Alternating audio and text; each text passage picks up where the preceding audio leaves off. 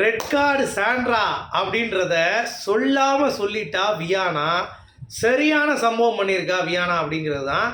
So இந்த மாமா TV என்ன பண்ணியிருக்கான் அப்படின்னா, உள்ளே போகிறப்ப ரெட் கார்டை பற்றி நீங்கள் பேசக்கூடாது அப்படின்றத தெளிவாக சொல்லி அமைச்சிருக்கான். ஏன்னா உள்ளே வந்தவனே அவன் விக்ரம் மூஞ்சை வந்து பார்க்க கூட இல்லை. ஏன்னா அவன் வந்து எஃப்ஜே கிட்ட நீ வியானா கிட்டேயும் வந்து ஒரு வார்த்தை சொல்லுவான், இந்த மாதிரி லவ் கேம் நீங்கள் பண்ணிக்கோங்கன்ட்டு. அதை வந்து கொஞ்சம் அதனால தான் இவளுடைய ஒரு பாயிண்டில் வந்து சரி ரைட்டுன்னு சொல்லி பண்ணிட்டா. கரெக்டாக அதுக்கு தூண்டுதல் வந்து உண்மையிலே காரணம் விக்ரம் தான். அது மட்டும் இல்லாமல் நாமினேட் பண்ணியிருக்கான் விக்ரம். அந்த கோவம் வந்து பார்த்தீங்கன்னா வியானாக்கு இருக்குது. அண்ணனை மட்டும் நாமினேட் பண்ணான்னு சொல்லிட்டு இல்லை, நீ எப்படா பண்ணுவேன்னு சொல்லிட்டு அவன் கோவத்தில் தான் உள்ளே வந்திருக்கா. உள்ளே வரும்போது அவனை மதிக்கவே இல்லை. அப்படியே வந்துட்டு கானா வினோத்தை மட்டும், அண்ணா நீங்கள் ஒருத்தவங்க தானே எனக்காக வந்து நீங்கள் ஃபீல் பண்ணீங்க, வேறு யாருமே ஃபீல் பண்ணலண்ணா, எல்லாரும் என்ன விட்டாங்கன்னு சொல்லிட்டு உண்மையாக உறக்க சொல்லிட்டா. அது மட்டும் இல்லாமல் சின்ன சின்ன விஷயங்கள் போய் இருந்தது வியானா சொன்னதில்ல. சுபியெல்லாம் நாமினேட் பண்ணியிருக்கான்னு சொல்லியிருந்தா. சுபி எனக்கு தெரிஞ்சு ஒரு தடவை கூட பண்ணல, ஒரு தடவை கூட பண்ணலன்னு நினைக்கிறேன். சரியா? மற்றபடி எல்லா நாளும் வந்து அவள் பண்ணியிருக்கா அப்படிங்கிறது தான். அது பண்ணாமல் தான் இருந்திருக்கா.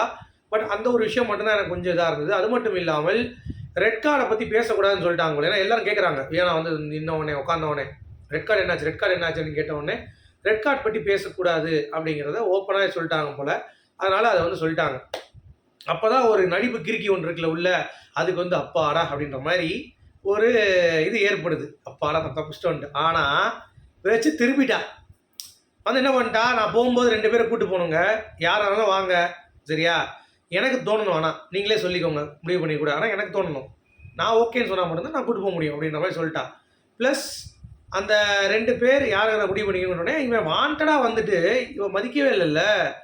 விக்ரம் வந்து அவன் பாட்டு பேசுகிறான், அந்த மாதிரி என்னை மன்னிச்சிருங்க, என்னை விட்டுருங்க, நான் இது வரைக்கும் தப்பு பண்ணிட்டேன், இது வரைக்கும் கேம் ஆடுறது தெரியாமையே இந்த அளவுக்கு வந்துட்டேன், ஸோ எனக்கு வந்து உணர்ந்துட்டேன், இனிமேல் நான் வந்து கேம் ஆட மாட்டேன், இனிமேல் யாரை பற்றியும் நான் குறை சொல்ல மாட்டேன், என்னை விட்டுருங்க, மை கேம் இஸ் ஓவர் அப்படின்னு சொல்லிட்டு பயங்கரமாக நடிக்கிறான் உட்காந்துக்கிட்டு. டே அவன் இத்தனைக்கு ஒன்றுமே சொல்லலை இவனை பற்றி.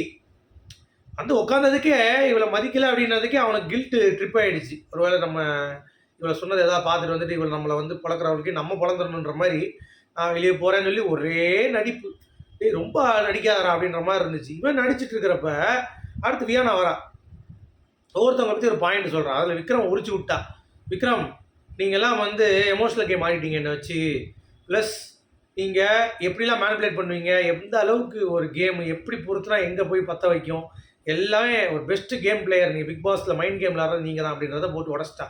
நம்ம தான் சொல்லியிருந்தோம்ல, விக்ரம் நல்ல பிளேயர் தான் மைண்ட் கேமில், அதில் எந்த ஒரு மாற்று கருத்து இல்லை. அதை போட்டு உடச்சோடனே அவனால் தாங்க முடியல, நான் வெளியே போகிறேன்டா விடுங்கடா ஊன்றா அதை இருடா எல்லாத்தையுமே சொல்கிறாங்க. சபரி என்ன அப்படின்னோடனே, சபரி இப்போ கொஞ்சம் ரீசெண்டாக கொஞ்சம் நாள் நல்லா இருக்குது நீ பண்ணுறது, பட் இருந்தாலும் நீ ஒன்றுமே பண்ணல அப்படின்ற மாதிரி சொன்னாங்க நிறைய பேர்.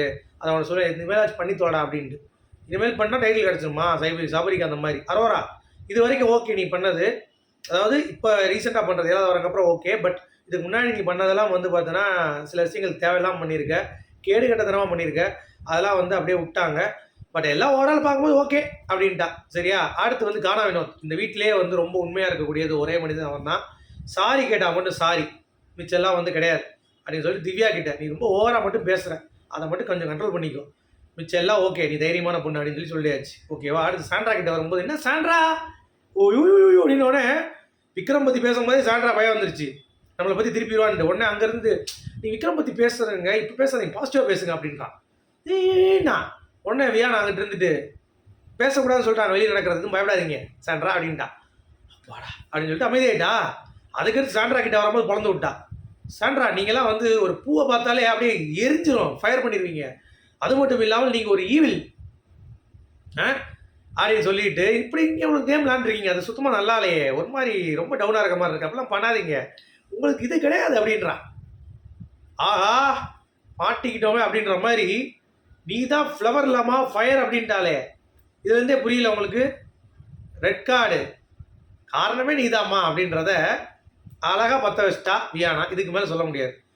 உடனே விக்ரம் பற்றி அவளை சொன்ன உடனே யாருக்கு வந்து இதாகும், அதை எடுத்து கேம் பண்ணுவா, நம்ம திவ்யா தான்.